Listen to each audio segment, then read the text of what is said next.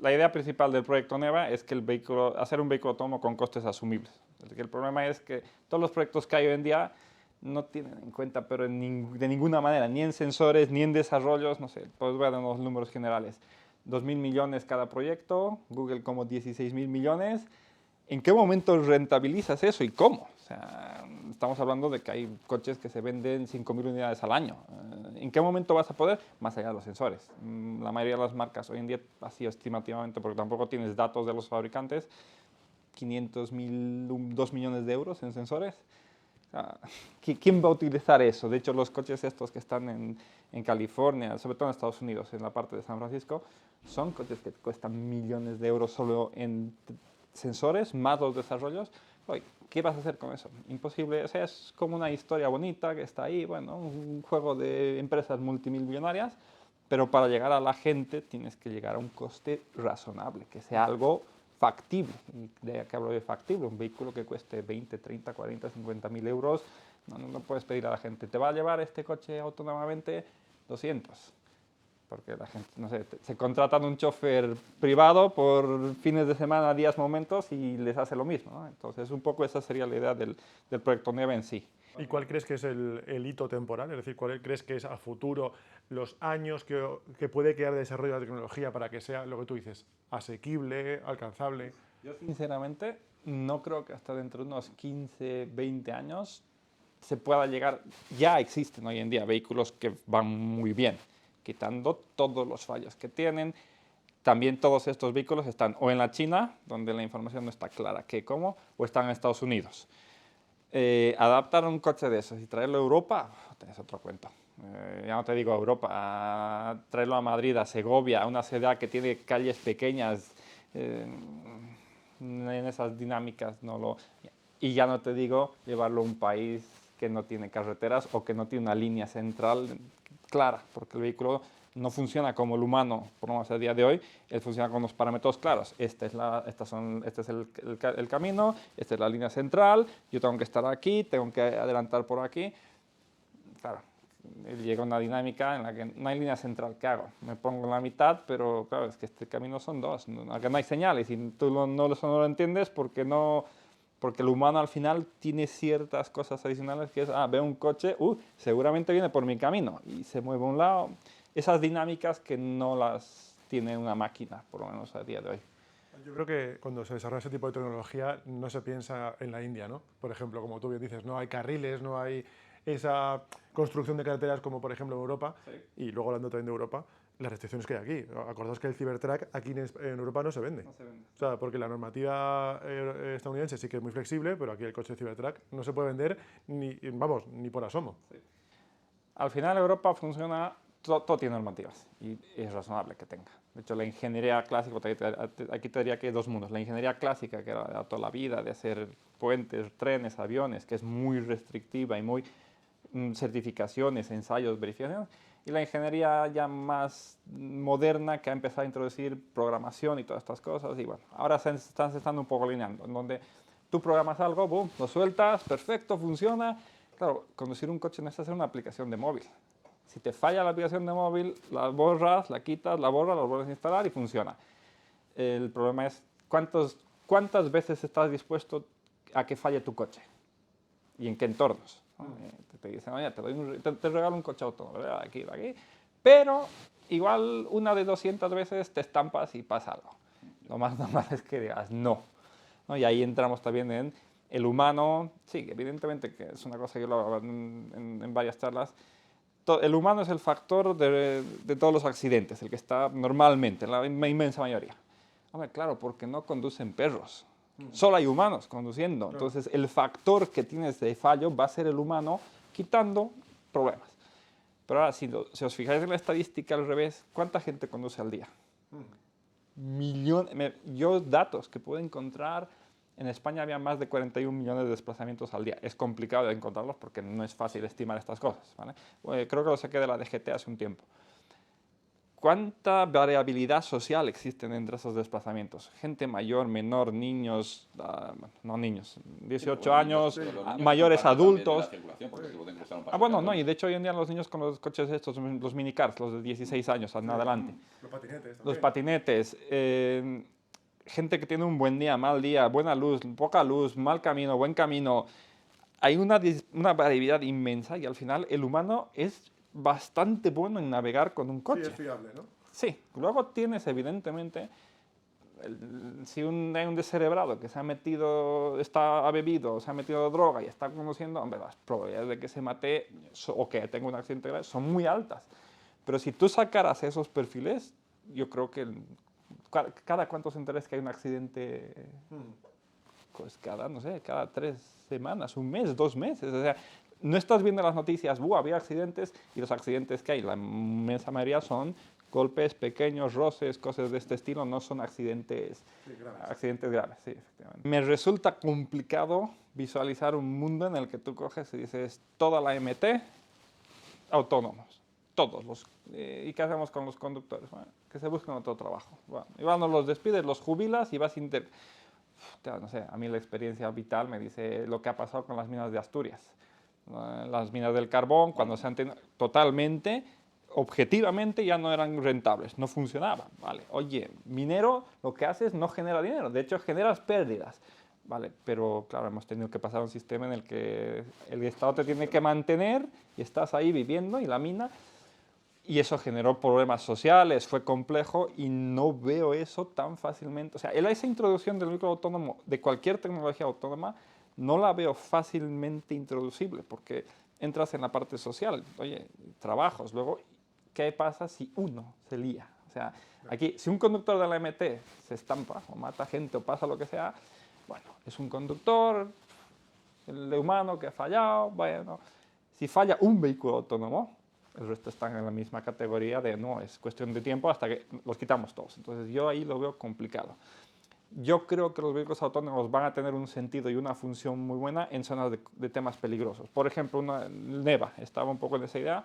Intentamos ahora, junto con Nebrija, obtener unos fondos para hacer temas de estas investigaciones en eso. La España vaciada tiene unos problemas. Los pueblos muy remotos tienen unos problemas y es que no tienen transporte. Pero el problema ya no es un tema de dinero, no es un tema de, hombre, la gente, que es cuestión de buscar a una persona. Es un tema de, son tan remotos que la gente joven no quiere irse ahí. El conductor de autobús no quiere ir ahí a 200 kilómetros a hacer una ruta. Por más que les pagan, les dan casa. Entonces, esa gente está bastante aislada. En esos entornos probablemente sí tendría mucho sentido un vehículo autónomo, un autobús autónomo que se mueva por los pueblos y esa gente la comunicas, dejas de mantenerla completamente aislada y poco, digamos, le transformas la vida, porque el que no tiene coche, si es una persona mayor que no tiene coche, directamente en su pueblo y se queda ahí hasta que venga la familia. En esos entornos yo creo que sí tendría mucho sentido, pero para que tenga sentido ahí tiene que tener unos costes. No le puedes pedir a un ayuntamiento 2 millones de euros por un autobús autónomo, hostia, por una línea A. De hecho, no hay esos autobuses porque no les sale rentable. Es decir, porque están básicamente diciendo, oye, hay tan poca gente por aquí que no me sale rentable tener una línea con 3 autobuses, 3 personas, que no son 3 porque es una mañana, tarde, noche. Entonces, bueno, Y aún así, aunque se pase en el tema de rentabilidad, diga, mira, servicio gratuito, el ayuntamiento lo paga, no hay choferes. Porque la realidad es la que es y esos pueblos son. Entonces, en ese tipo de entornos, entiendo que un vehículo autónomo sí tendría una función muy razonable, además son entornos donde hay poco tráfico, fáciles de controlar, luego, y no entras en competencia ni con el chofer, ni con los sindicatos, ni con la gente. Creo que es un encaje razonable. En cosas de estas, o en minas, por ejemplo, donde hay mucho riesgo, porque hay trabajos inherentemente arriesgados para un conductor, que ya no son un tema de, bueno, es que, que esté bien formado y bien, ya son inherentemente peligrosas, y ahí un vehículo de este estilo, hombre, sí que podría tener sentido. Ahí es donde Pero Leganés sí que tuvo un autobús, de hecho Sí. tuvo, lo que pasa es que iba con un conductor que tenía que estar y para pendiente. eso no- Supervisaba, ¿no? Claro. Supervisaba, En efectivamente. Europa yo creo que no ha habido ningún proyecto que no tenga un conductor que esté supervisando, porque legalmente, de hecho, no tendrías un vacío legal. El responsable es el que está en el asiento del conductor. El de al lado no, ni los de atrás. Sí, pero vuelvo a lo mismo.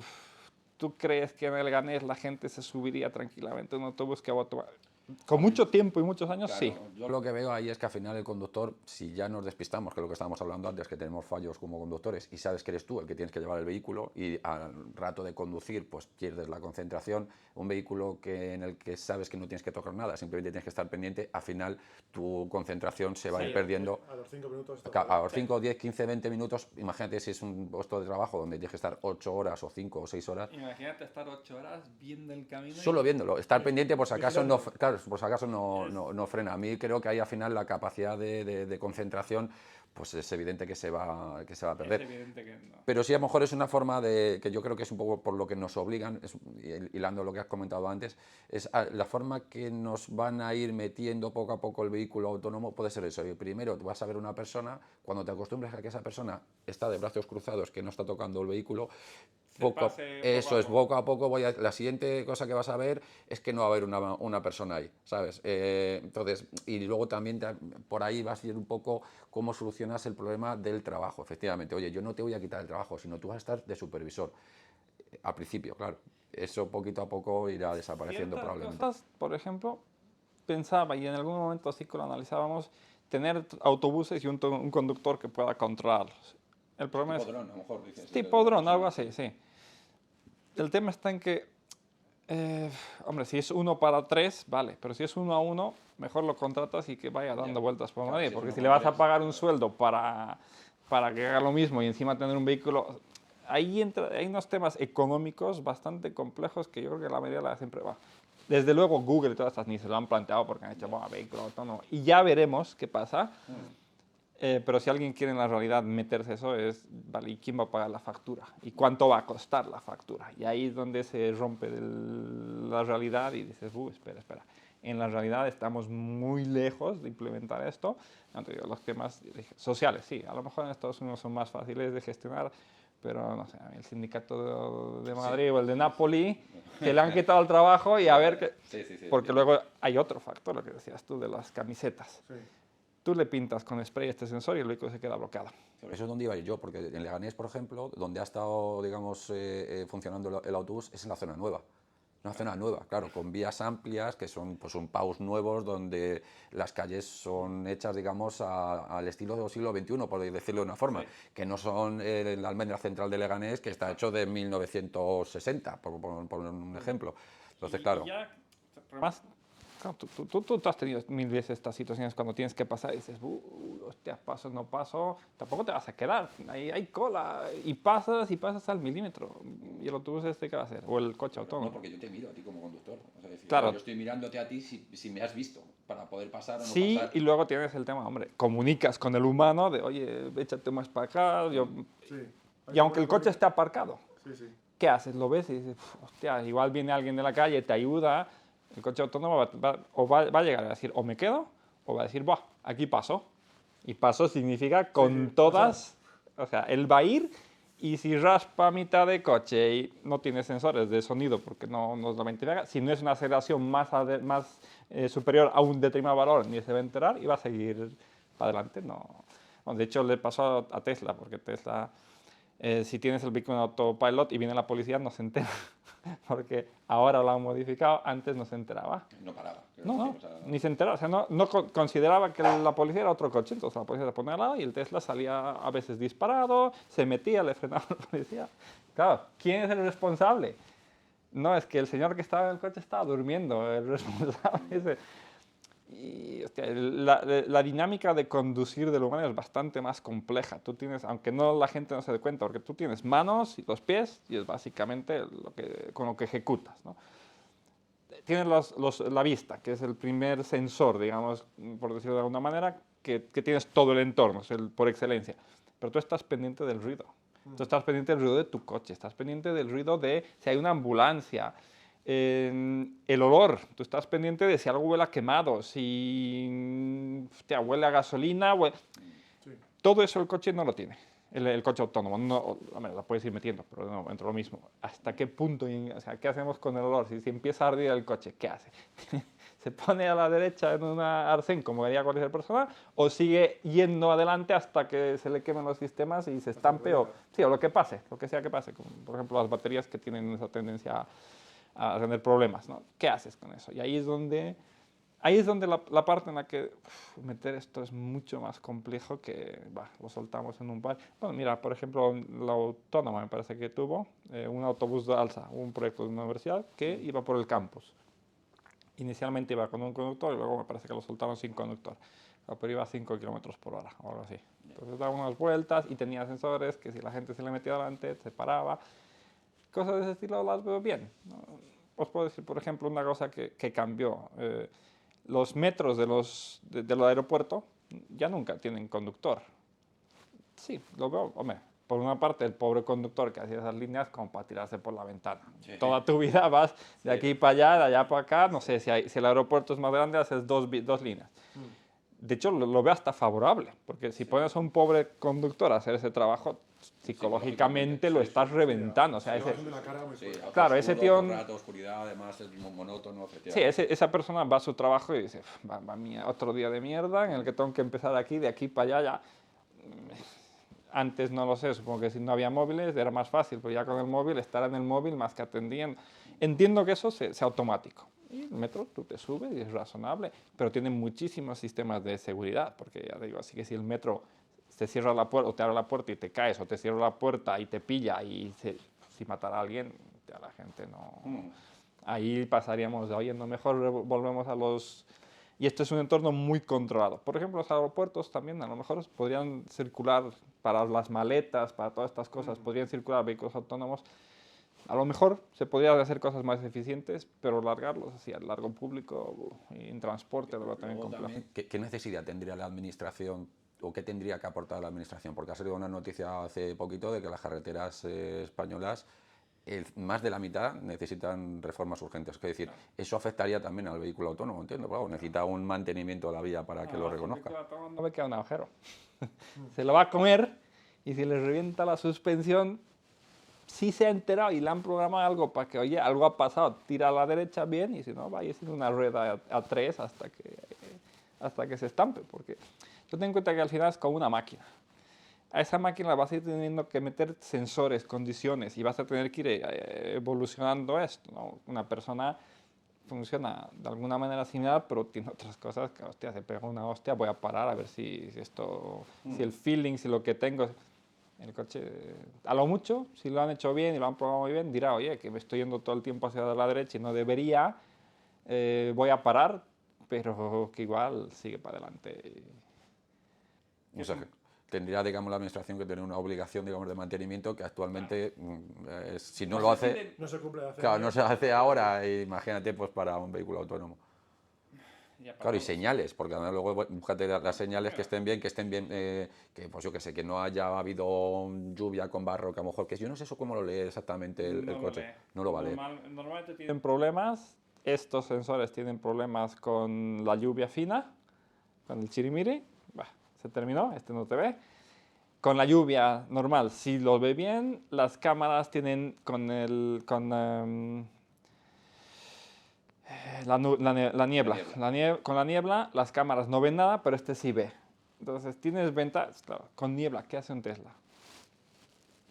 Como mucho, y ese es el tema de para y te deja y dice, oye, más allá de que no puedo ver y ya está. Sí, no puedo seguir, que depende un poco de la situación. Este sí puede ver a través de la niebla, vale, perfecto, está muy bien, pero luego si te tienes lluvia de esta pequeñita, no la ve. Claro, lo que hablas antes de que, claro, cada vez te tengo que meter más cámaras o más sensores. Cosas, claro. Desarrollos, y el problema es que esto, hostia, ya no es ChatGPT, que le metes un día una pregunta y dices, ¡wow! ¡Qué belleza! Y otro día le metes otra pregunta y dices, uff, hoy has patinado, vamos. Sí. Imagínate que las veces que te ha patinado el ChatGPT te estampas y te matas. Claro, ahí es donde el vehículo, porque nada es perfecto, pero el vehículo tiene asumimos, y yo creo que la sociedad asume en un conductor que no fallas. O sea, tú desde el día en que has cogido tu carnet, en principio, hasta que tienes 70, 80 años, conduces, sí, tienes pequeños fallos, pero no vas a fallar de forma... No vas a coger y girar en la izquierda en mitad de la autovía para que... Sí. Hay unas cosas que pueden pasar, pero que directamente ni las piensas como, no, a ver, porque tú también asumes muchas cosas. Tú cuando estás adelantando a alguien, asumes que el tío no te va a coger y te va a sacar del camino. Pues imagínate que el vehículo, por algún factor, porque le ha dado a estos, por ejemplo, la luz del sol, si les da el sol justo en el sensor, se quedan ciegos. Que el humano es similar a cuando te da a ti la luz, que tú haces así o bajas el parasolar y ya está. Y desde luego no te quedas ciego. No veo nada. Pero sigo. O sigo o freno, pero pasa lo mismo. Freno, pero no veo. ¿Y qué hago? Me meto en el arcén, no veo bien en el arcén, tienes que tener otros muchos sensores, pero puedes tener fallos de estos, o que le dé un fallo como a tu móvil o al ordenador. Y ahí es donde, vale, ¿cuánto estamos dispuestos a que se maten hasta que esto salga y llega un punto que te doy el ejemplo, me decías tú de los caminos, que, ¿no? la responsabilidad de la administración. Tesla mató hubieron creo que 2 accidentes en los que se mataron, que lo que tenían eran las líneas y las desviaban porque había un desvío. Una obra. Entonces los coches seguían, luego terminaron la obra, aquí había la pared entre las vías, pero el camino amarillo seguía que se iba hacia esto, pero estaba el blanco. Tú ves y dices, evidentemente no te vas a ir hacia la pared, y uno de los Teslas se cogió y se estampó a 120 por ahí. Se estampó directamente con la mediana sin lugar a duda. Hubo unos 2 de estos. Luego hubo un tema, pues ya más de los temas de sensores, donde no vio un camión y me parece que decapitó al chofer. No vio un camión que estaba delante porque lo confundió con el fondo, con el cielo que había detrás, porque era camión que tenía una parte blanca, y él se fue, siguió para adelante y cogió el coche entero. Claro, y ahí lo curioso es que Tesla, pasándole todo esto, la gente no esté ahí incendiada de, hostia, que aquí no se ha muerto, que comentábamos, el de Uber, que hubo ese accidente de Uber, que fue súper famoso, yo creo que fue el primero, que Uber tuvo 1, me parece. Tesla llevará como 5 o 6 o más, y ya pasaba, bueno, porque también Tesla llegó a un punto en el que dijo, bueno, es un sistema de ayuda, no es un coche autónomo. O sea, tú no te duermas porque... Pero de nuevo lo mismo, ¿vale? Tú vas con el sistema autónomo, te das izquierda y te saca allí, tú tienes potestad de coger el volante y arrectarlo, pero ¿qué tiempo de reacción has tenido? Y con la administración, sí, los caminos deberían estar bien, pero si no lo están. O si hay un agujero, un boquete porque ha pasado algo, no sé. Si el coche autónomo no ve el agujero, te va a meter al agujero directamente. Y de hecho es particularmente complicado que veas eso. Porque estos sensores hacen como un muestreo, las cámaras ven el camino, pero un agujero, por ejemplo, no es fácil de ver, porque es como es oscuro. De hecho, si vosotros pensáis... el color tampoco es muy diferente a lo no es exactamente... O, porque si tú lo programas para que vea el agujero bien, igual hay una sombra de un árbol y te pega un frenazo en la autovía, o no en la autovía, en una de estas nacionales, te pega un frenazo y metes a 25 por detrás tuyo, porque nadie sabe esperar que, hostia, yo veo el camino, no hay nada, no hay nada. Sí, que puede interpretar una sombra, puede interpretar una bolsa o alguna, yo qué sé, porque haya un pájaro muerto, un animal muerto en medio, diga, pues hay una persona ahí y te pega un frenazo. Exacto. Y ahí es donde, ¿qué haces? Transformas el vehículo, empiezas a desarrollar como un continuo producto. Vale, llegará un momento en el que seremos capaces de tener un superordenador ahí metido, perfecto. ¿A qué precio? ¿Cuánto va a costar en dinero? Bueno, en dinero, y yo fíjate que ahora está muy de moda el tema ecológico, en ecología, porque claro, todo eso necesita de un... Es un tema muy aparte, o sea, eso es una locura. Luego podríamos decir, hombre, utilizamos inteligencias artificiales en sitios potentísimos para que conduzcan el coche. Podría ser, pero no te quedes sin internet.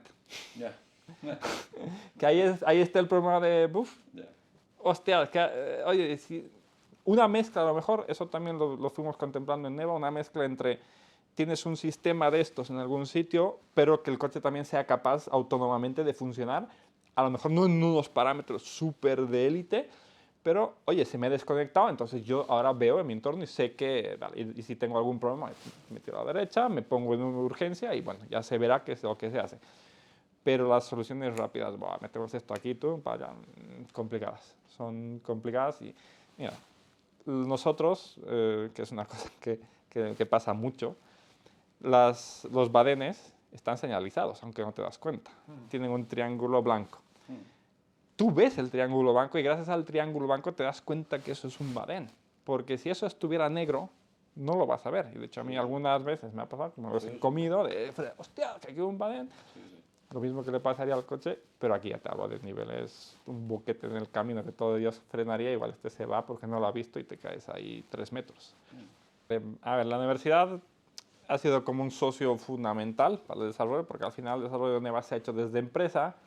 De hecho, yo siempre lo contaba, yo cuando inició el proyecto, porque yo venía de temas de investigación y el proyecto en sí para la empresa, bueno, no es un proyecto que te va a dar dinero ni a medio ni a largo plazo, ni lo contemples. Pero bueno, es una idea interesante, era, bueno, nos motivaba, vamos a ir viendo y además de aquí se pueden desarrollar diferentes tecnologías.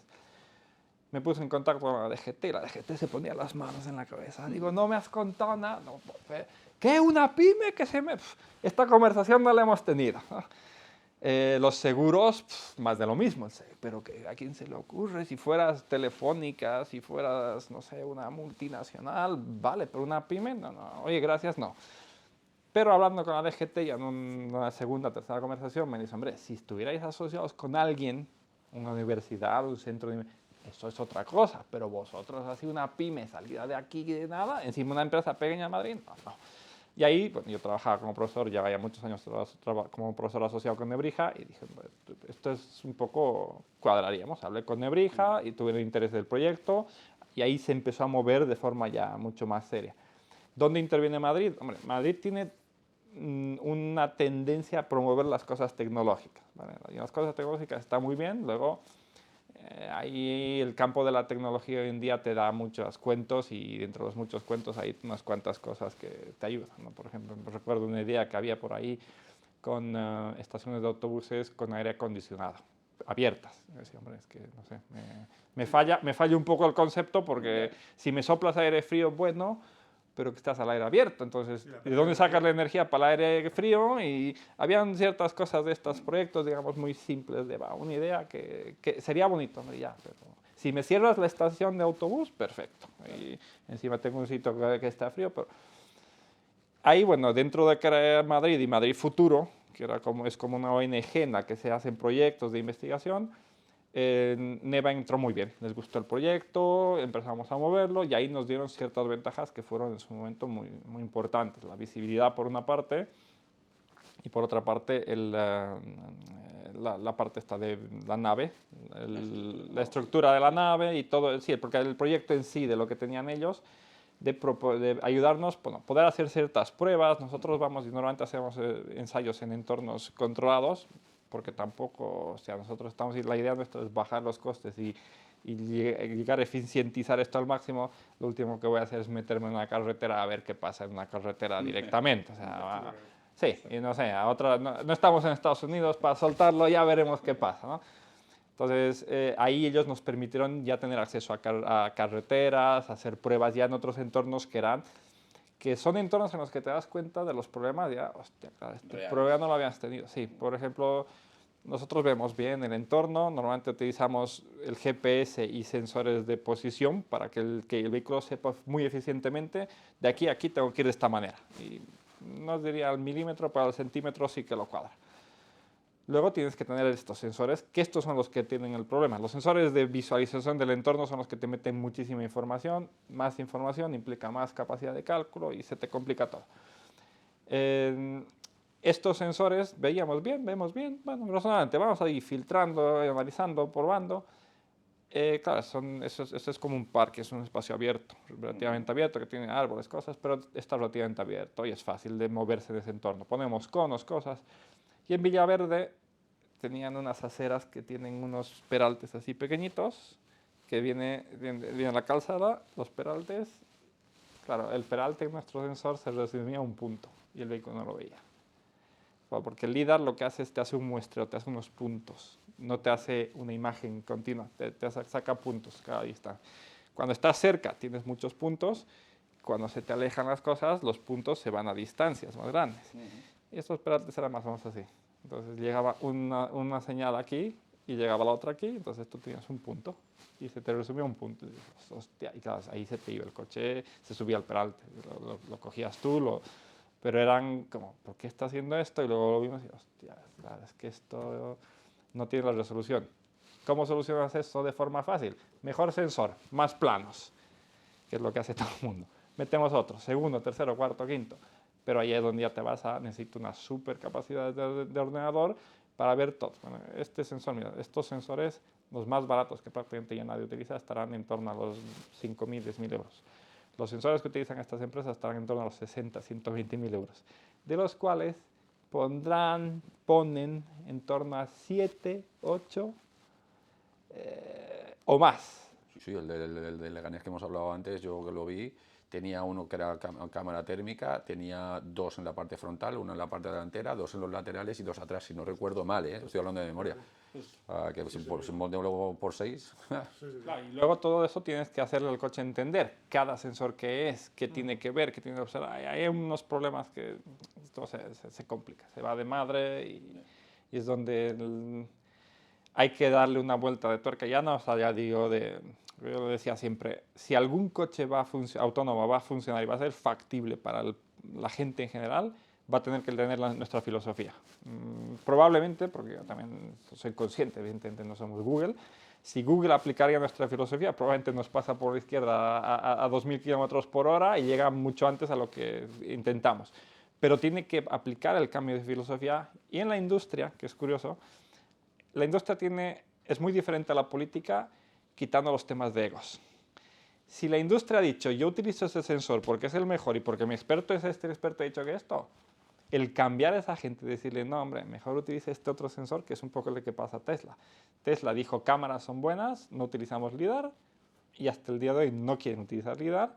Y dices, que te puede costar, que te puede haber evitado todos estos muertos utilizando un LiDAR en lo del correcaminos. Sí. El LiDAR hubiera visto la pared y decir, pared aquí, no necesitas ni muchos detalles. Un sensor de 200 euros evitaba eso. Pero Tesla dice, no. Y ahí decirle a una multinacional, a Google, oye, tu planteamiento es malo. Hazlo como la pyme esta. No, si no, no sería Google. No hablan ni contigo. ¿A la Universidad y a la Comunidad de Madrid qué le interesó más? ¿El hecho del vehículo autónomo o el hecho de que fuera, digamos, lo más accesible al público? Las dos cosas. Las dos cosas. De hecho, a la Comunidad de Madrid, a la ciudad de Madrid, porque fue con Madrid, les interesó la tecnología en sí. El tema de la tecnología es un tema puntero, pero les pareció muy necesario que sea accesible. Y de ahí, bueno, en sí el Madrid Futuro tenía la sede en la nave, que está en Villaverde, de ahí a raíz de eso, ¿no? Villaverde, que al final son polígonos industriales, hay calles que están terminadas, otras que no están terminadas, unas que están bloqueadas pero tienen solamente un cono en la mitad. Sí, vamos, que era un buen sitio para probar. Era un buen sitio para un entorno muy complejo que ya no solamente nosotros cuando estuvimos ahí, pero ya cuando ibas conduciendo por ahí decías, esto es lo peor que me podían hacer. No es una autovía bonita, limpia, perfecta y unos caminos, no, es un entorno complicado. Y a los peatones, la gente está acostumbrada a cruzar tú para adelante, atrás. Yo creo que las dos cosas, como tecnología, creo que somos uno de los pocos. Existen proyectos de vehículos autónomos. La diferencia en España es que todos los proyectos de vehículos autónomos han sido y son de universidades. ¿Qué problema tienen las universidades? Está muy bien, pero tienen la dinámica de la universidad, ¿no? Los tiempos en los que se mueven, con quién se mueven, cómo desarrollan las cosas. Y nunca existió un proyecto que mezclara las dos cosas. Entonces, la dinámica de la empresa al final, hombre, si tienes unos costes, intentas, no vas a tener un agujero en el que metes dinero y lo vas quemando, pero sí que intentas con los recursos que tienes que sea mucho más eficiente, más rápido, vamos a sacar lo mejor que se pueda de esto. Y ahí, bueno, luego Nebrija nos apoya mucho en la parte de imagen, de marketing, de darle visibilidad, porque al final también la realidad es que si no te conoce nadie, no te conoce nadie. O sea, si se montara un vehículo autónomo, un youtuber de los más famosos, algo tenemos dentro de 3 meses, porque tiene fondos, imagen, pero si se monta esto una pyme sin nadie, hombre, las posibilidades es que eres una cosa irrisoria en una esquina y nadie te... Y ahí Madrid Futuro también fue fundamental, el Ayuntamiento también, toda esta gente, en dar visibilidad, darle un poco, porque no es lo mismo que ponerte en contacto con gente. Por ejemplo, a Neva, que ese es otro de los temas que vamos a hablar ahora, los seguros. Neva, claro, ¿quién te va a asegurar un vehículo de estos? ¿Quién te va a asegurar el vehículo en el modo... Cuando yo fui en su día primero y luego en las segundas reuniones, claro, la gente decía, me vas a poner a mí un vehículo autónomo y va a pagar yo la factura, ¿no? O sea, si pasa algo, yo confío en ti, pareces un tío razonable, gentilista en la universidad, pero yo voy a pagar la factura. O te pongo una prima que es como la factura, y ahí, gracias a Madrid, tuvimos el vínculo Madrid Futuro con la Mutua. Y la Mutua decidió ser la primera empresa que daba un seguro a un vehículo autónomo. Y bueno, sí, con ciertas limitaciones. Tenemos que avisarles qué pensamos hacer. Tienen que darnos el visto bueno de, oye, os estáis flipando, hacerlo por vuestra cuenta. O, vale, me parece razonable. Que también te ayuda porque te limita en cierta forma, hombre, vamos a plantear cosas razonables que sean normales, ¿no? Y aquí los hubs tecnológicos de Madrid son sobre todo de temas de IT, el estilo de empresas Microsoft. Ahí falta un poco el tema porque decía, la ingeniería clásica está en Madrid, pero es más presente en el norte de España. La ingeniería de inteligencia, de programaciones, de software en Madrid es muy potente. Habría que un poco buscar el vínculo de esos, porque claro, lo que dijo, a mí me pasaba cuando tenía gente programando, el programador programa como si fuera un videojuego. Dices, wow, aquí entra a 40 por ahí. Dices, es que 40 por hora, esta curva has salido tú por la ventana. Claro, porque él tiene la experiencia de programar, no tiene la experiencia del ingeniero de automóvil que se sube y dice, no, es que esta curva con estas dimensiones y con esta velocidad no se puede. Entonces, yo creo que Madrid sí que va a poder liderar estos temas, pero tiene que buscar el encaje entre los que son como dos partes de la ingeniería, un poco que yo programo, hago aplicaciones y si falla, cierro el teléfono, y el otro que te dice, no puede fallar. Tu coche no se puede parar en mitad de la autovía. Imagínate acelerando, adelantando y que tu coche ha dado un fallo y se para. Se para en seco. No que te digo, se para en seco, se te acaba el motor y dejas de tener velocidad para adelantar. Y el de adelante viene, o frena de adelante o frenas tú, y claro, ese tipo de cosas en la ingeniería clásica no pueden pasar. Y ahí es donde tienes que conjugar esos dos mundos y decirle, hombre, a ver, sí, bien, pero no es un videojuego. Y que el otro tampoco, y que el otro ingeniero, que normalmente son gente muy conservadora de no riesgo, que entienda que inherentemente hay un riesgo de, a ver, si quieres algo que se mueva solo, algo de riesgo vas a tener que tener y te vas a tener que dimensionar, ¿no? Pero yo entiendo que sí, y para temas de estos yo creo que Madrid va a poder ser un sitio que funcione por el entorno, hombre, y porque también, si no fuera Madrid o ciudades muy grandes, ¿dónde lo pruebas? En ciudades pequeñas, ya, pero va a funcionar para entornos de ciudades pequeñas, en un pueblo, en un polígono industrial abierto. Sí, está bien, pero luego lo vas a meter a Sol, lo vas a meter a Gran Vía. Sí, tiene que funcionar en un sitio donde sea más complejo para luego asegurarse de que en los sitios sencillos va a funcionar sí o sí. O sea, si conduces en Gran Vía bien, y en la jungla que es el centro de Madrid, cuando te vayas tú al pueblo, sí, tranquilidad. Sí. Bueno, vas a tener que afinar que no tiene la línea del centro y que las cosas no están... A lo mejor las señales no están... Sí, eso, mejores, pero bueno, sí. Pero que el coche va a ser como hombre, Champions League, que está jugando en segunda división, y bueno, se adapta un poco y ya está. Entonces yo creo que sí, que va a ser posible. El americano tiene metida en la cabeza la tecnología y hacemos los riesgos. Y Europa, yo no veo que ningún político de ningún país de Europa, pero hablo desde Portugal hasta Ucrania, dudo que alguien esté dispuesto a asumir, bueno, si matamos 2, 3, si se mueren 2, 3 por el camino, bueno, al final es la tecnología. Entonces, España, por más que quiera, vivimos en un entorno, bueno, y la presión social en sí. O sea, si un director de la EGT o un político promueve y dice, yo quiero que esto se haga, es tecnología, y a los 3 días se muere alguien, o a los 3 años se muere alguien, yo veo que la gente va a decir, no, esto no, directamente nos desviamos a otra persona. Entonces, yo creo que en sí las sociedades de aquí tienen más cautela, y es una cosa inherente. El chino, ahí hay un poco es difícil de calar a China, porque tiene tecnología, está muy bien en ciertas cosas, pero China, claro, la información que te llega no es clara, no sabes si lo que tienen realmente lo tienen o está, porque a veces es que el cine hace maravillas, no te queda claro, luego lo ves con la gente, pero claro, la información es confusa y luego también el riesgo, claro, es que así, al final si la sociedad se planteara, vamos a decir, metemos dinero, cantidades ingentes, que ya se hace, metemos cantidades ingentes, asumimos riesgos y el que se tenga que morir por el camino se morirá y luego ya víctimas, y hacemos una obra de estas de un honor, gracias por tu misión, probablemente llegaríamos a un punto en el que, hombre, ya hemos llegado tan adelante que esto sí es factible. Para hacerlo con que intentemos que no se muera nadie, intentemos que sea factible, ahí ya se complica. La China sé que va muy bien y que tiene proyectos muy potentes. De hecho, Xiaomi, el de los móviles, tiene un vehículo autónomo. Bueno, hay que ver, el Xiaomi va muy bien, pero hay algunos videos en los que el coche de Xiaomi sale y que ponga freno el de atrás. O sea, sale del parque.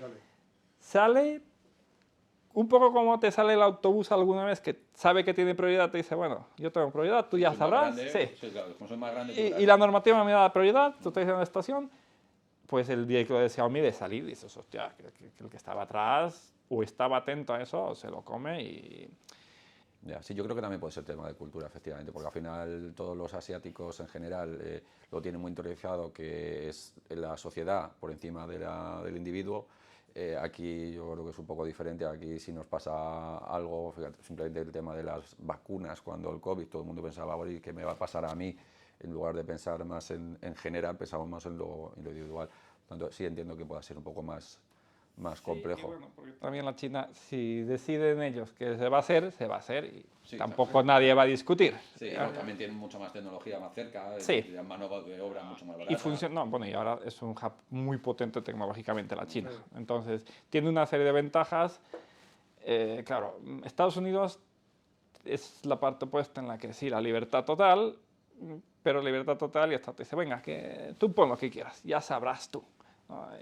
Y al final es el tema de lo que hablamos antes. ¿Cuánto cuesta la persona que se ha muerto? Tu familiar, lo sentimos mucho. ¿Cuánto dinero hay que darte porque pasó esta situación? Es un balance financiero. Es un Es decir, yo balance tengo una financiero, empresa sí. que quiero llegar aquí y esto por el camino me va a costar 100 millones de euros. Pues, ¿pero me va a ser rentable cuando llegue aquí? Sí.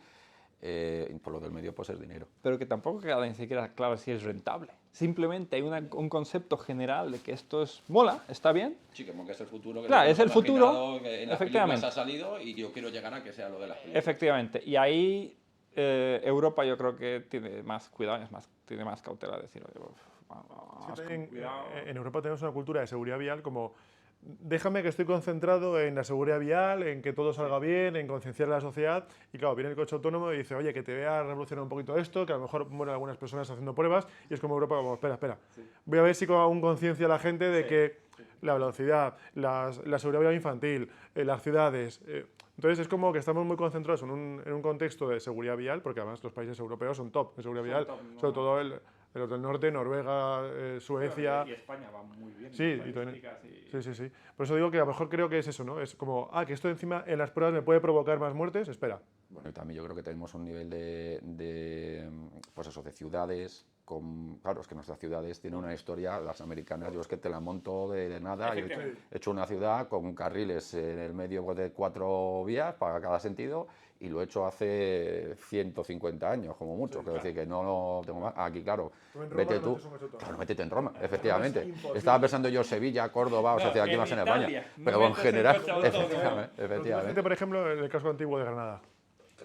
Que decía el espacio, yo me he quedado atascado en una calle de Granada y he tenido que echar más atrás porque no me cabía el coche.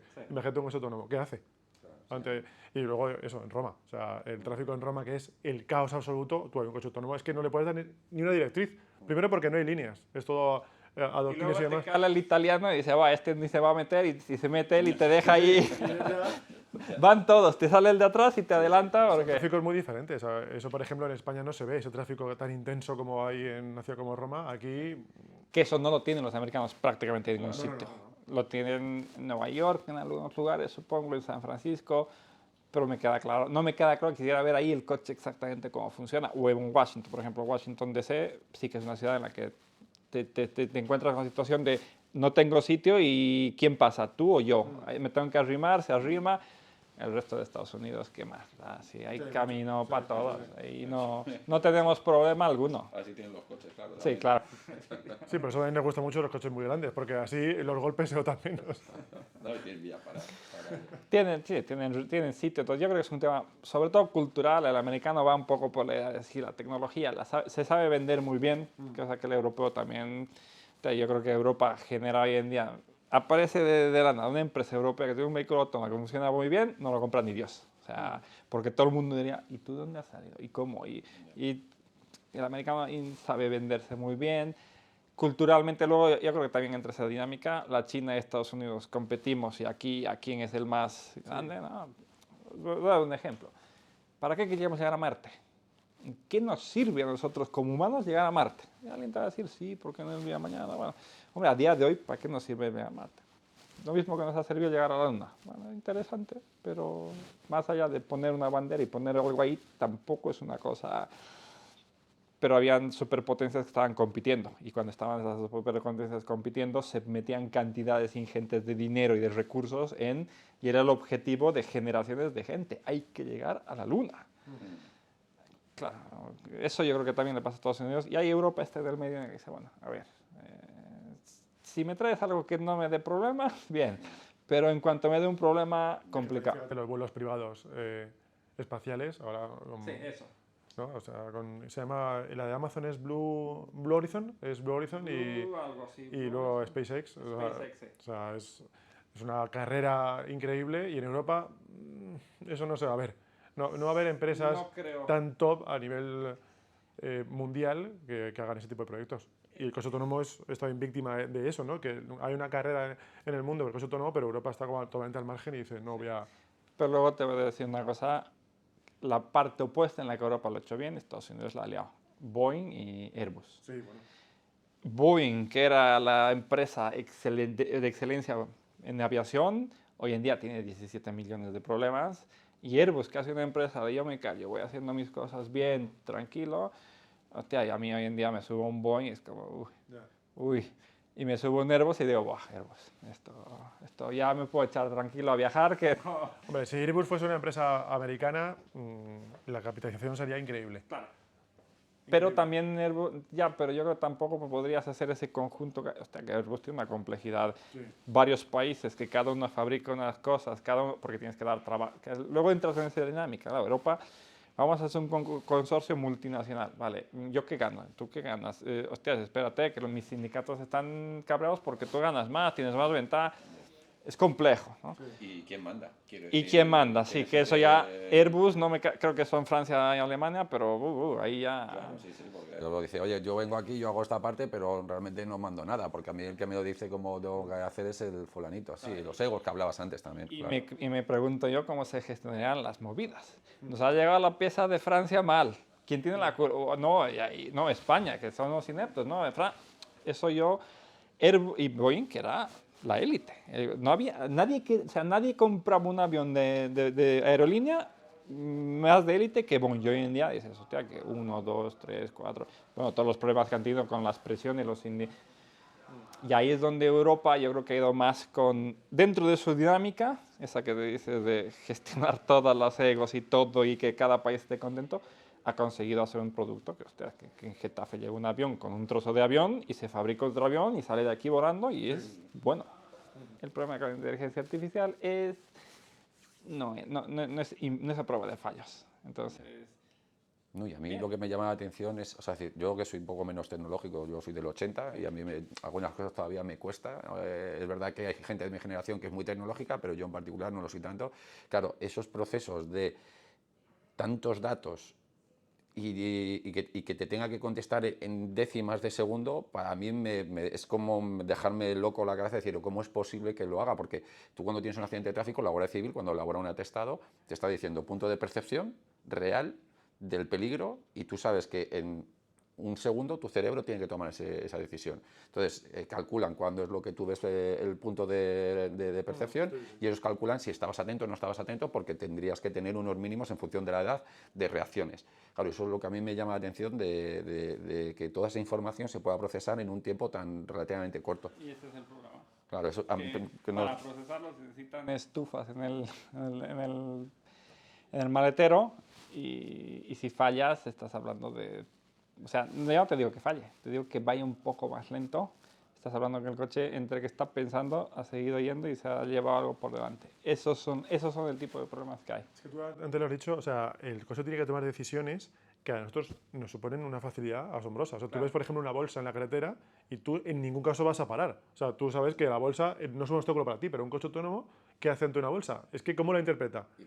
La textura, la forma. Del tipo de sensor y depende de lo que vea. Lo más probable es que vea que hay una piedra. Claro. Eso no es transparente, él no entiende que es una... Va a haber un bulto o frenazo, si lo ve con tiempo frena tranquilo, si lo ve sin tiempo frenazo, puede ser que intente evitarlo, pero una cosa que te diría saber es una bolsa. A lo mejor no pasas la bolsa porque tampoco llegas a ver si está vacía del todo, pero no irás a 90 contra la bolsa, pero a 15, 20 para que se vaya. Voy a poner un ejemplo real. Mi hermano o mis padres tuvo un accidente de tráfico yendo a Asturias y se fueron de madrugada y había 2 lechuzas en la carretera, en la 6, es decir que en la autovía. Y mi hermano, cuando la luz de los focos le dio a los 2 animales, los animales en lugar de salir... Se quedaron quietos. Claro, no, justo hasta que ya mi hermano lo identificó como 2 cosas blancas y dice, ¿eso qué es? ¿Eso qué es? Y justo pues, a poco espacio salieron, en lugar de hacia los lados, hacia el vehículo. Hacia el vehículo, porque ellos tomaron hacia la luz, como si fueran unas polillas, quiero decir, hacia el vehículo. Hombre, Y ya mi que nos vamos directo. pues bien. no sé, claro, al final, lo que pasa es que mi hermano, en lugar de, pues no freno y tiro para adelante, que se supone que fue lo que dijo la Guardia Civil que tenían que haber hecho, dice, pues ante esa situación tú tienes que tirar hacia adelante, pues ¿qué es lo que hizo? Frenar e intentar evitar el golpe, se salió y se dieron un golpe importante. Entonces, quiere decir que estas circunstancias van a pasar, porque claro, los animales se van a introducir en las vías igual que pasa ahora, por ejemplo con los jabalíes, que hay una... Un ciervo, un jabalí. Claro, o un jabalí, y perro, claro, y un eso es... gato. Claro, tú tienes, entiendo que programar los tipos de posibles animales que puedan pasar para que la imagen lo pueda identificar en cada zona diferente. Que decir, A ver, entiendo que animales podrías meterlos en un grupo. Oye, más o menos si hay esto, lo evitas, ¿no? A partir de cierta dimensión, hombre, no sé. un perro, lo que pasa es que, claro, No vas a programar, yo qué sé, se le ha caído al de la basura un colchón, no, no vas a programar un colchón en la carretera, pero que el líder entienda o que el sistema entienda, hay algo y yo no voy a arriesgar a pasar. O sea, tengo que tomar una decisión, depende de los tiempos, depende... o sea, lo de las lechuzas es jodido, pero porque... claro, te digo solamente eso, por ejemplo, en Asturias, que mi madre es asturiana, claro, por allí es que tienes la señal de, ojo, precaución, porque hay animales sueltos, claro, es decir, puedes ganado, vacas, caballos, que tienen pastos comunitarios y tú pasas por el puerto, que a mí me pasa, yo siempre que paso por el puerto, reduzco mucho la velocidad porque sabes que posiblemente, hombre, una vaca, puede salir un perro que esté por la zona, puede salir un zorro, puede salir, bueno, un montón de animales que pueda estar. Pero yo me pongo en el ejemplo. Imagínate que voy en una moto, yo me caigo y claro, me quedo hecho un bolillo en medio de la... Claro, es que, claro, dices, eso... ¿Cómo lo identifica el vehículo? Porque, claro, tú estás en una posición en la que puede identificar que puede ser un animal en lugar de una persona. O puede identificar que es un badén y pasa encima del badén. Tú estuviste un caso de un señor que va borracho, andando, se cae sobre la calzada y se queda tumbado ahí. Ah, sí, claro. Claro, este coche autónomo lo que haría sería... ¡pum! Porque a lo mejor se Depende de lo que vea y ahí es donde... Claro, esto se quedó dormido justo en lo que viene siendo un carril de taxi, de autobús, y medio cuerpo estaba en una vía y el otro medio en la otra. Y entonces le cogió la parte de las piernas, la arrastró, y porque, bueno, a ver, era un conductor que, bueno, pues no lo vio porque además estaba en la línea, pero sí que la arrastró. Claro, lo único que le arrastró por la zona de las piernas y una vez que ya se metió la pierna dentro del vehículo, pues ya lo arrastró, se metió para adentro. Es complejo y ahí claro, las soluciones rápidas son más sensores, programamos más y claro, luego terminas lo que dices tú. Esas decisiones, o sea, el cerebro humano es potentísimo. O sea, al final hay una imagen, yo creo que la gente tampoco nunca se pone a pensar realmente en los entornos en los que funcionamos. Hostia, nosotros tenemos unos ojos que son como unas cámaras de estas del fútbol de 200.000 euros que te permiten, o sea, tus ojos te permiten funcionar en mucha luz, poca luz, se adaptan muy rápido, tienes un destello, mueves la cabeza, se mueven, enfocan rápido. Un sistema que ya no vas a poner una cámara de fútbol al coche porque no puedes funcionar así. tienes el oído, tienes el tacto, tienes el olor. Los tiempos de reacción son súper pequeños. Evidentemente, tú llegas a un punto. Si vas a 200 por hora, tus tiempos de reacción ya no... Ahí ya llegas en el punto de que, bueno, sí, vas a funcionar igual que un vehículo autónomo a 200 por hora. Te queda un papel o una lechuza, te la vas a llevar y si no te mata, bueno, porque no te va a dar tiempo de... Y ya esas reacciones ahí ya son normalmente caóticas, ¿no? Frenas, gira... Claro. Sí, pero te entiendo que efectivamente Que ahí es cuanto donde... más velocidad, más... No, pero efectivamente ahí es donde tú en una autovía, en la autobahn puedes ir a 200, pero es un entorno muy controlado, en el que está más o menos... O sea, bueno, sí, puedes tener la mala suerte de que un pájaro baje. Sí, te pueden pasar esas cosas, pero nomás que no esté. Ahora, si tú te metes en una calle de Madrid a 120, hombre, las posibilidades de que puedas reaccionar son muy pequeñas, pero nosotros funcionamos muy bien en diversos entornos y con un poco de práctica tú aprendes. Y hostia, por ahí los pilotos profesionales van en unos tiempos y unas cosas. Bueno, habéis visto en YouTube los vídeos estos de Carlos Sainz, con el presentador, con la presentadora o con gente de la calle, la gente que está ahí. Y otro lo tiene completamente controlado. O sea, para él esto es. Y lo más probable es que ese piloto no vaya al límite. Esté yendo un 70, 80% para que el otro no se desmaye o no termine vomitando en el coche. Y la persona está dentro que viene una curva, asientos y... Ahí es donde el humano, claro, somos muy eficientes y esa es la parte que no se analiza mucho. Nosotros, por ejemplo, hemos empezado a hacer con Nebrija unos estudios de cómo conduce el humano para intentar buscar la eficientización, porque ahí hay un tema, estos sensores graban 360, os mostraré ahora después. El problema de estos sensores, ya más allá de la cantidad de datos, es que te sacan la cornisa del edificio, te sacan 3 edificios más adelante, entonces saben todo, hay un mapa ahí gigantesco. ¿Para qué necesito saber la cornisa del edificio si yo estoy yendo por una carretera? Y para buscar eficientizar y para buscar más cosas empezamos a ver cómo conduce el humano. Y es súper interesante porque se mezcla astucia con cognición, con prioridades. Tenemos como una estructura de prioridades. Por ejemplo, tú cuando estás yendo en la calle, tus ojos, nosotros pusimos unas gafas a voluntarios con que te siguen los ojos. Entonces veíamos exactamente lo que hacían y grabábamos todo lo que hacían dentro del coche. Entonces tú vas en la carretera y la gente está más o menos viendo las líneas, está escalando las líneas. Una persona, una cosa. Cuando hay alguien en un paso de peatones, todo el mundo lo que hace es verlo, lo ve de arriba abajo y luego ve dónde está la línea. En plan, pero es que es impresionante cuando lo ves sin conocer el contexto, no eres tú. Y ves que sistemáticamente todo el mundo ve a la persona y mide la línea. En plan, ¿pasas o no pasas? Sí. ¿Paso yo o pasas tú? ¿Me va a dar tiempo? O... Claro. Y lo ves cuando está lejos, es la línea, paso. Y se fijan adelante. Cuando está cerca, es la línea, la persona, la línea, la persona, la línea, la persona, la línea, la persona. Y es escalar, yo, tú, y y adelante. Y hay un momento en el que se decide, el humano dice paso, y se olvida completamente la persona. Sus ojos miran adelante, y si a este señor se desmaya y se cae tú no te vas a enterar, porque no lo estás viendo. Cosa que si miran en las rotondas, tú entras en una rotonda y lo que haces es mirar adelante y luego te fijas a la izquierda. Aquí, en Inglaterra sería al revés. Bueno, te fijas a la izquierda y estás viendo si a ti te aparece alguien de pronto adelante, te lo llevarías, porque no ves adelante, tu atención no está adelante. ¿Por qué pasa esto? Porque somos muy eficientes navegando, pero priorizamos cosas, porque tú ves y dices, aquí no hay nadie. Las probabilidades de que aparezca algo aquí del cielo y me estampe contra eso son prácticamente nulas. Entonces tú tomas una decisión y dices, nulo. Ahora me fijo en este. Las probabilidades de que este sí está viniendo, y ahí es cuando tú tomas unas decisiones de sí, voy, no voy, y tú tomas las decisiones en fracciones de segundo de suficientemente lejos, y encima tienes en cuenta la aceleración de tu coche, cómo está, más o menos a cuánto vas, salgo o no salgo, y ahí es cuando dices salgo, dejas de mirar a te pones a mirar adelante y aceleras.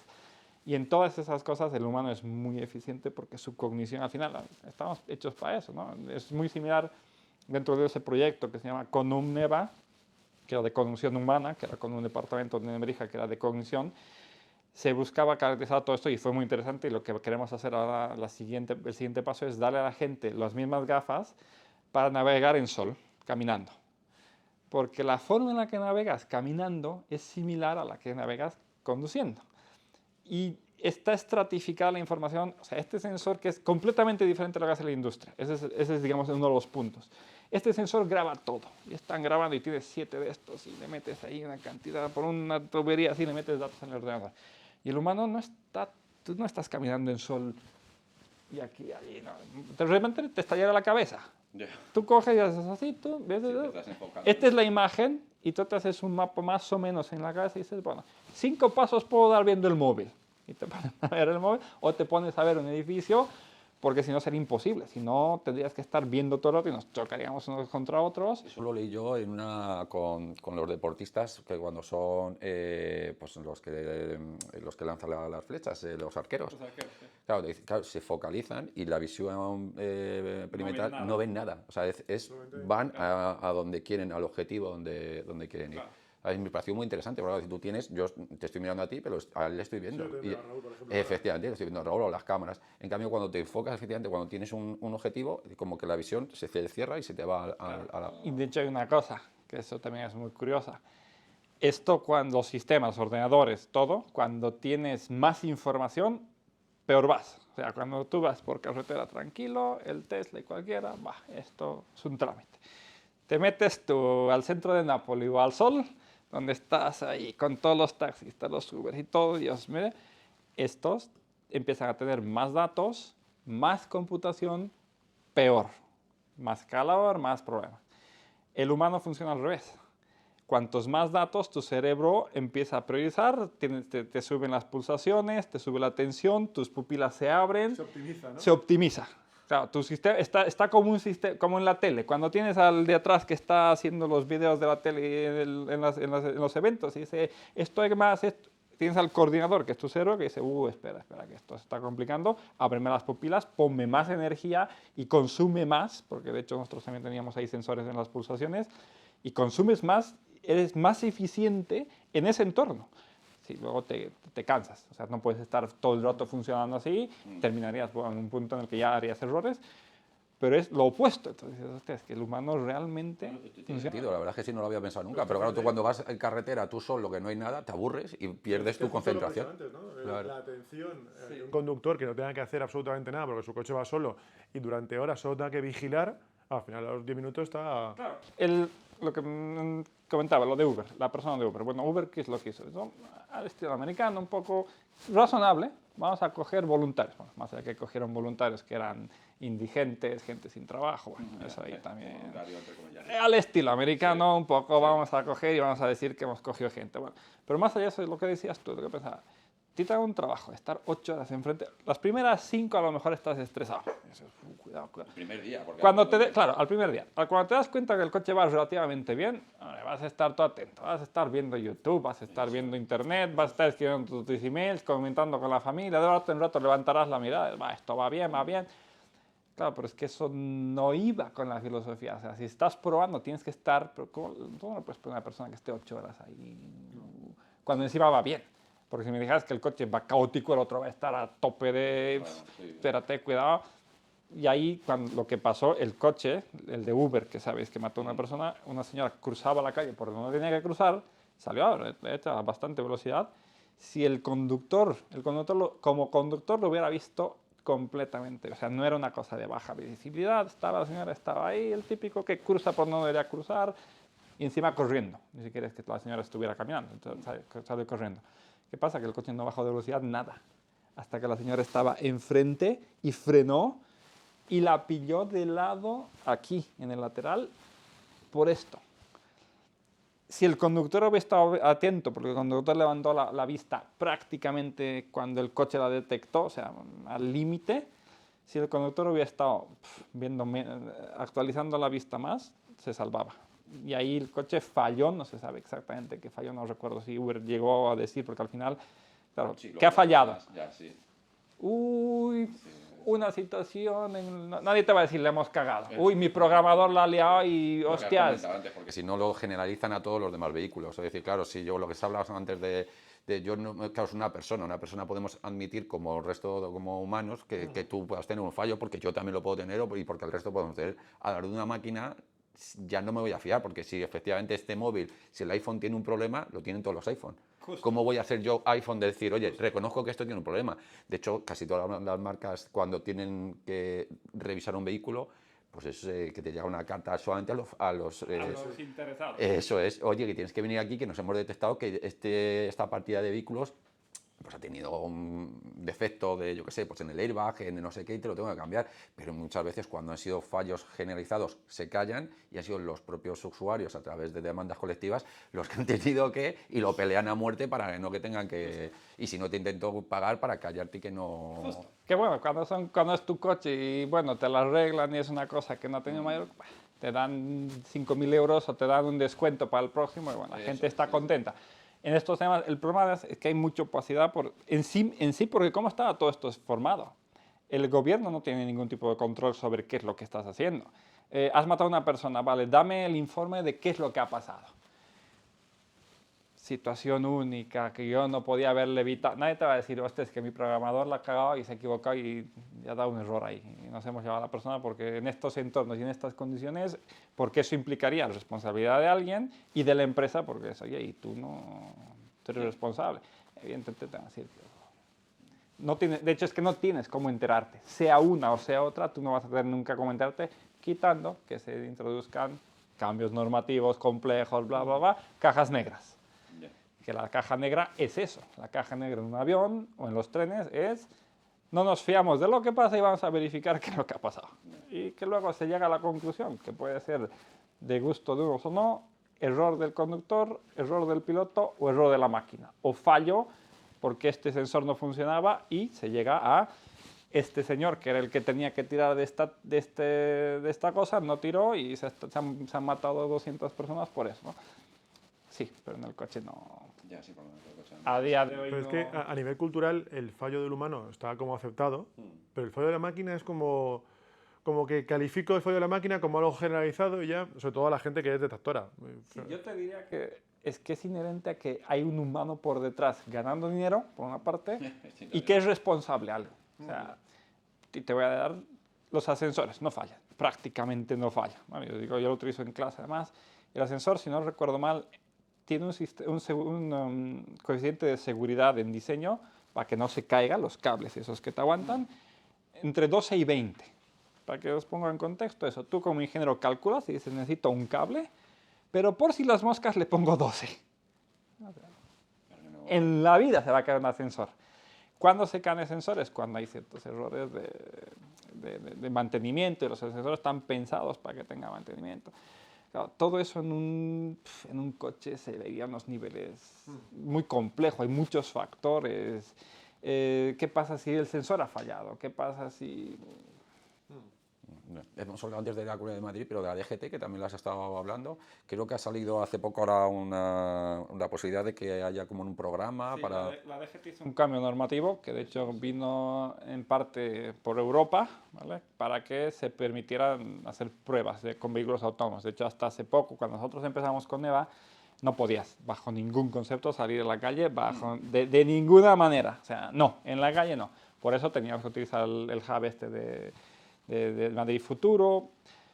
Luego llegó a Europa y un poco dentro de la línea, digamos que hay la presión de Estados Unidos, está la China, tenemos que tecnológicamente estar en estas cosas. Dijo, vale, se permiten, pero que cada país y cada sitio los reglamente de alguna manera. Entonces, son pruebas, en teoría, son para hacer pruebas y cuando esto quede muy claro y muy verificado, lo podrías soltar y hacer lo que quieras. Y la DGT lo que hizo es una adaptación normativa de... tú puedes venir a conducir un coche autónomo, pero tienes que tener una certificación. Básicamente, pues tampoco la DGT quiere responsabilidades y lo entiendo. Me viene esta empresa, yo te tengo que dar algo esto bueno. Sí, y si... es externo, no es de la DGT, ¿verdad? Esa certificación tiene que ser de una empresa externa, no es de... Eso porque lo hizo la DGT así. Vale. La DGT, que yo lo entiendo. Me vienes a mi DGT, tío. Voy a poner aquí a un señor, a un funcionario, le voy a pedir que te evalúe y si luego pasa algo. ¿Quién tiene la culpa? ¿Tú o este? La DGT no quiere. No, la DGT no quiere y yo tampoco. Yo diría, hostia, yo soy un funcionario. Digo, encima o sea, tu coche mata a alguien, ha sido culpa de tu coche, pero yo te doy la autorización. Yo he dicho que ese coche estaba bien, porque me ha parecido, porque lo veía razonable. Entonces la DGT que dijo, vale, pues yo creo un marco que te permite, pero tienes que tener una entidad externa que te evalúe, que a día de hoy no sé si hay una entidad externa que evalúe eso, porque tendría que venir, por ejemplo, una empresa certificadora, estilo TÜV, Certifer, algo de esto, y decirte, sí, tu coche autónomo vale. Pero yo creo que no tienen ni las pruebas. O sea, nadie sabe exactamente. Inglaterra es más abierto hace ya mucho tiempo eso. Alemania sé que estaba intentando abrirlo, pero todo el mundo va un poco con... Es que si es un proyecto todavía, no es un vehículo que sirva para circular de forma normal. Sí. Al ser un proyecto, entiendo que la certificación tiene que ser flexible. Es flexible. Claro. Y la DGT lo que hacía también decía, a ver, tú me lo certificas aquí y vas por aquí. Vale, yo te doy permiso para que vayas por aquí. No me cuentes que le has ido 2 calles más allá, porque esto... La DGT yo ahí también lo entiendo, además culturalmente, yo creo que España es de los países menos acertados para decirle a la gente, hombre, a ver, que solo se han muerto 2.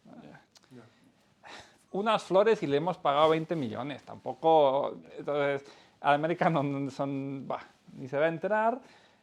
Alemania, Europa, pueden ser más flexibles en el término de, hombre, ya, pero es tecnología y va a ser segura y tenemos Mercedes, tenemos BMW, somos los hubs potentes. Sí, la verdad es que a nivel de coche autónomo no imagino que la calidad sea menor o mayor, porque tiene que ser como una calidad estándar que te permita que ese coche sea así. Porque, o sea, ¿cómo puede ser un coche autónomo de peor calidad? No, pero es que ahí entras, ¿y cuánto? ¿A 200.000? Claro, por eso. O sea, ahí es el problema. Claro, o sea, ¿qué es un coche autónomo de peor calidad y otro de mejor calidad? ¿Qué servicio te da uno que no te da otro? ¿O qué facultades? O... Pues siempre que hay un mínimo también tú puedes ponerle más. Es decir, si tú quieres tener como, por ejemplo, lo de las estrellitas de seguridad, pues si yo soy Volvo y priorizo eso porque es mi marca de venta, oye, yo quiero seguridad, vale, pues le voy a meter 12 de estos para, como decíamos antes, tener el máximo... tener el máximo de... Claro, de garantía. Claro, habría un mínimo. Luego, eso es un poco lo que... Yo entiendo que se tendrían que desarrollar, creo que se estaban desarrollando ensayos y pruebas, pero es que nadie tiene la llave de qué pruebas y qué ensayos. Porque además, si tú sacas una normativa, mira, vos lo que hablabas de las estrellitas del Euro NCAP, ¿vale? Sí. ¿Cómo nace Euro NCAP? Es europeo. El NCAP nace en base a que los coches tenían que hacer unas homologaciones, que eran los típicos ensayos de crash test.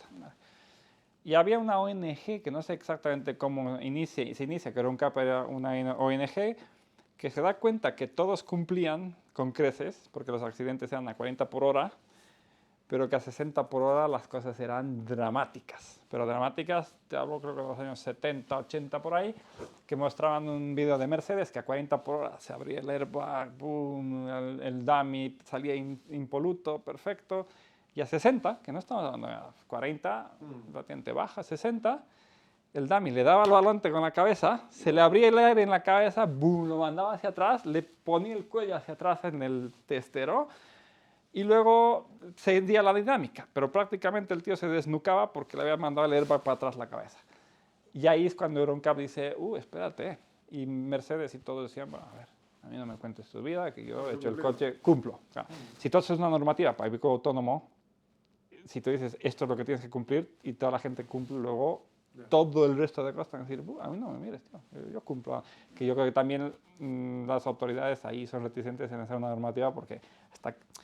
En muchas, claro, hasta dónde, porque en un tren es muy evidente. Los coches han ido evolucionando y era más o menos intuitivo, ha ido poco a poco. Hombre, a mí, por ejemplo, a día de hoy me parece una locura los coches antiguos que no tenían el reposacabezas. Y me es profundamente incómodo sentarme y digo, que no venga nadie a este coche. Sí, histórico, muy bonito, pero ten cuidado sobre todo atrás, que adelante tengo el cinturón. Han ido evolucionando, claro, pero aquí... Sí, los fabricantes también, como estábamos hablando antes, claro, hasta dónde quiero yo vender, porque si no me sale rentable... Si no me sale rentable el riesgo. Claro, eso es. Por ejemplo, yo diría, el coche normal, claro que se ha muerto muchísima gente en coches, en accidentes, yo creo que entrábamos un poco en la misma dinámica, pero iba con una dinámica de, es tu responsabilidad de humano, de la misma manera que te desplazabas con tu carruaje y tu caballo, ahora con una cosa que funciona de forma similar. Y creo que ese tema diferencia mucho el que ahora va a ser, tú tranquilo que Google te va a llevar a donde tienes que llegar. Tú no te preocupes. Y cualquier responsabilidad es de este. Y claro, luego, no sé, si fuera un monopolio de 3 empresas, a lo mejor. Pero ¿y si viene una empresa china, bueno, bonito, barato? Oye, yo tengo vehículo, Una tomo... empresa china, ya te digo yo lo que va a pasar, que va a decir la gente, ¿y dónde van mis datos? Pues no se va a fiar, ¿sabes? Porque te va a decir, ¿por qué, en dónde van esos datos míos? Porque yo sé, va a saber China dónde voy a estar yo. Por eso el mercado se va a equilibrar solo, porque luego entonces sacará Apple su coche y dirá que sus datos no los comparten y demás, y luego, ¿sabes? Tuvo un proyecto de vehículo y renunció a él. Sí, sí, sí. No pudo meterse en... O sea, yo creo que él vio que no era rentable. Que de hecho el entorno de vehículos, la industria del vehículo, eh, no es es una industria súper cara que implica inversiones gigantescas y luego, no recuerdo bien, pero puede ser que esté un poco desviado. El que más dinero ganaba por cada coche vendido en media era Toyota hace unos años, 1.500 euros de beneficio. Entonces, si me dices a mí el dineral que mete y el riesgo y todos los trabajadores, y para ganar 1.500 por un coche, dices, y Toyota que era la que más. De hecho, por eso casi todas se están unificando. Es decir, ya no era que había Efectivamente. 300 fabricantes diferentes donde el propietario era uno diferente, aquí había otro, sino ahora te pones a investigar un poco y dices, pues si son 6 o 5. Sí, hay unos cuantos que te dejan todas las marcas para que tengas la impresión. Eso es, para que tenga la ilusión de que me estoy comprando... Hay un mercado libre. Eso es un Volkswagen, pero realmente estoy comprando el mismo... O un Seat es un Volkswagen. Eso es. Pero bueno, la sociedad en general tiende a eso, o sea, los bancos son parecidos, porque ya antes había 200.000 y ahora hay... También, y también con las aseguradoras. Sí, yo creo que el problema tiene que tienes que eficientizar gastos y llega un punto en el que ya no puedes hacerlo como individuo, tienes que meterte en un esquema de estos de somos gigantescos y pero para 1.500 euros un coche, beneficio, que de ahí las empresas lo que te intentan dar es tú tranquilo que mantenimiento de aceite, esto, y ganan dinero mucho con la postventa. Y yo me ponía algún día, vas a abrir aquí una fábrica de 2.000 millones para luego cobrar 1.500 por cada coche y estar ahí, que las cuentas no salen, que hemos vendido de 1.500 a 1.500, y de ahí ya irte a otros temas, como encima vas a hacer auto. ¿El leasing no es una opción o el renting? Por ejemplo... Ese podría ser. Sí, ¿no? Ese podría ser una idea, pero es que también implica unos cambios sociales tan... Puta, dir a la gente que deje de tener coches. Bueno, de hecho, yo creo que lo hemos visto socialmente cuando hubo la introducción de los patinetes, el renting de patinetes. Yo lo veía por todos los sitios como esto es lo más ecológico del mundo. Ya, sí, en su momento de hecho a mí me pareció interesante, un patinete que lo coges de aquí, lo llevas allí, todas las ciudades lo han quitado, todas, todas. Sí, sí, ¿por qué? Desde el punto de vista logístico era interesante, pero yo creo que ahí es donde falla la realidad, lo que creen las autoridades o la gente o la sociedad cree que va a pasar y lo que realmente pasa, ¿no? Los patinetes, que sé que se hablaba mucho de, son más ecológicos, ¿no? La gente va a dejar de coger el autobús y va a coger el patinete. ¿No? La realidad es que la gente seguía cogiendo el autobús y el patinete cogía para no caminar de aquí a allí. También yo creo que ahí hubo no creo que se introdujese correctamente, porque de repente era de no existir. De no hay nada y de todo. Eso es, eso es. Es que Sí, claro, fue un boom incontrolable. eso es, entonces la gente cogía y no sabía ni... O sea, yo cogí un patinete como era como si estuviese en la selva, o sea, tipo que decía, vale, perfecto, no sé si tengo que ir por la acera, no sé si tengo que ir por la calzada, Casco, no casco, eso es, seguro, casco, no casco. seguro. Entonces ahí de repente dijeron, toma, aquí tienes una opción. Pero claro, tú la opción la tienes que primero, tienes que enseñarle a la gente a utilizar esa opción, si no, pues es como una bicicleta. Yo, la gente yo pensaba que era pues, como una bicicleta, pues yo me cojo una bicicleta, pero mira, que tiene aquí un motorcito, tiro y como dices tú, pues oye, ¿quién eran los mayores usuarios? Yo creo que la mayoría, gente joven, claro, gente joven que, pues oye, que todos hemos sido gente joven en ese momento, pues tu mente está en lo práctico, pero no en el más allá. Claro. Es decir, oye, ¿qué va a pasar si yo cojo esto y me monto con dos o me voy con... Y lo inevitable del, si entran tres, vamos a ir tres, por supuesto. Dividimos entre tres. No, por supuesto, yo tengo capacidad económica. Que te puedes matar, ya, tío. Pero eso no lo piensas con 16, 17, 18 años, no lo piensas. Es más, piensas en que, mira qué divertido que pega un derrape y encima no es mío. O sea, porque es de un tercero que yo... Directamente dices, no, si yo voy bien, voy a ir con cuidado. Pero vamos a ir tres, porque así es un tercio de coste. Sí, pero es incontrolable eso, porque ha habido también accidentes con niños, o sea, con chicos borrachos en un patinete y dices... Pero yo siempre pienso lo mismo, digo, yo cuando hablo de este tema siempre digo, tú cuando tenías, claro, yo estoy hablando, vuelvo a insistir, que tú eres del 80, claro, yo en mi época eso no había, pero sí había bicicletas. cómo iba yo con la bicicleta cuando tenía 17 años. Yo como un descerebrado. Pues igual que yo, o sea, decir... Si enseñamos las rodillas todos, tenemos más. Claro, ¿por qué te Todos callas? tenemos rodillas Pues más porque grandes. te vas a apurar en el último momento. Claro. Además, yo creo que está metido en tu ADN. Cuando eres chaval dices, paso. Claro. Y tiene que estar muy claro para que diga, freno, a decir, Sí. yo creo que así de lado igual pasamos los tres. Y sí, y además se refuerza. Si una vez pasas y no te has estampado, Sí. yo ya controlo, yo soy el amo del mundo. Si te la pegas a la primera, ahí, bueno, a lo mejor ya. Sí, a lo mejor te puedes pensar un poco más. Entonces, lo que dices tú de los listings, supongo que sería una interesante idea. El problema es que tienes que cambiar de nuevo toda la estructura, mucha estructura social, porque ¿dónde metes los coches? No. Que estén dando vueltas, porque si los metes en un hub o en un sitio, no vas a esperar tú 15 minutos a que venga, que es lo que les... Sí, pero por ejemplo, lo que tú decías antes de la idea de los pueblos, que a lo mejor un autobús o un autocar pequeñito, tú le alquilas el vehículo a un ayuntamiento y en vez de tener el coste de comprarlo y asumir el ayuntamiento, Eso sí podría ser. podría ser- Eso podría mediante ser. renting es mucho más económico, Sí, lo mantiene la propia empresa, pero sí, Se usa. Si obviamos los problemas sociales Sí. restantes. Que si Sí. yo soy conductor de Uber y me metes y me está compitiendo un vehículo autónomo, cojo un bote de pintura, le peito los sensores de 200.000 euros y me quito el problema. Ya, pero es que a ya nivel- no de darle un bate de béisbol al sensor, que ahí te la ha liado entera. se ve mucho confrontación con la sociedad en eso. O sea, hay Ahora sí en poca Estados aceptación. Unidos. ¿Sí? Sí.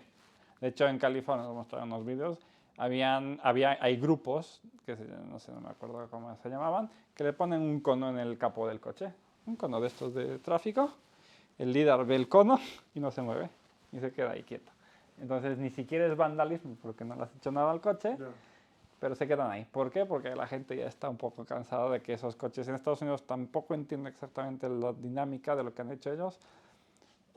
Creo que va por los temas de seguridad. Ellos han hecho que el coche lo soltamos, pero que no lo conduzca nadie remotamente. Entonces, si el coche se queda aquí y dice, uy, no sé qué es lo que pasa, aquí me quedo.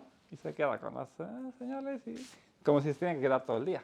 Tiene que venir una persona de la empresa a entrar, a abrir, mover el coche y irse. Eso se podría haber solucionado que accedan remotamente a alguien con las cámaras, con responsabilidad y diga, vamos aquí. Intuyo, que eso no está permitido. Yo intuyo que eso lo han hecho los americanos para que no lleve a alguien al Congreso o a la Casa Blanca un coche y lo reviente. Creo que va un poco por esa parte. Sí, o sea, seguridad. ¿no? Sí, yo creo que va un poco por esa parte de, a ver, porque si no sería como un dron teledirigido, lo que pasa en Ucrania ahora en la guerra, que se dice mucho, algo así, yo creo que venía por esa parte, digo, lo veía y decía, es profundamente ineficiente. O sea, Yo no lo había pensado, pero tienes toda la razón, claro. Es que me he pedido que Una me persona hable. manejando un vehículo autónomo, un coche, Sí, o ni un siquiera autobús. necesito, le digo, oye, le programo que vaya a no sé dónde, le meto ahí una... Joder, es que pero ya no te digo uno que tenga un grupo terrorista, ¿no? Un descerebrado que está en casa, le hincha el coche a bombonas de gas, que le puede acceder a ellas, le pone algún tipo de cosa para que cuando se estampe reviente y te lo lleva ahí. Y puedes cortarle el internet, pero puedes decirle, oye, cuando se corte, sigue. Y hasta que llegues a una pared o algo. Y entonces yo creo que ahí también, porque yo no entendía la lógica esta de, porque si os fijáis en internet, hay colas de 10 kilómetros en la ciudad de San Francisco por un coche autónomo que me paran la mitad de nada. Y los que tienen que llegar, tienen que ver cómo llegan, porque por esta no puedes llegar en 10 kilómetros. Yo creo que igual vas en patinete antes, a llegar a mover el coche, pero que os digo, algo así, lo mueven aquí y ahora ya funciona. Y las autoridades nunca les permitieron que pudiera conducirse remotamente, encima por telefonía móvil, puedes conducirlo, te conectas, no. Y yo creo que venía un poco por ese tema, porque es donde dices, algo me falla. El americano ha soltado esto, como en el lejano oeste, pero luego, como en el 1800, a pie llegas, abres esto, que luego también decían, oye, que el propio que está dentro, el cliente, que coge y se suba. No, prohibidísimo, porque las partes legales, la responsabilidad, entonces nada. Y la gente está por eso cabreada, que me decías tú la pregunta, les ponían conos, otros les hacían pintar. La pintada entraba en vandalismo y era más compleja, pero le pones un cono, se queda ahí quieto y punto. Sí, porque el vandalismo incluye inutilizar el vehículo manipulándolo, ¿no? Pero claro, el dejar un cono ahí es como, bueno, pues tampoco te ha destrozado el coche. Entras en esa parte muy compleja que luego llegarás a un juez y a un abogado y tu abogado dirá, a ver, nos encargamos nosotros de ¿qué me estás contando que el pobre chaval ha puesto un cono en el capó? ¿Te ha hecho algún daño? No. Sí, pero sus acciones... buah. ¿Tu coche funciona? Sí. ¿Tiene algún desperfecto? ¿Una peritación? ¿Todo bien? Ya está.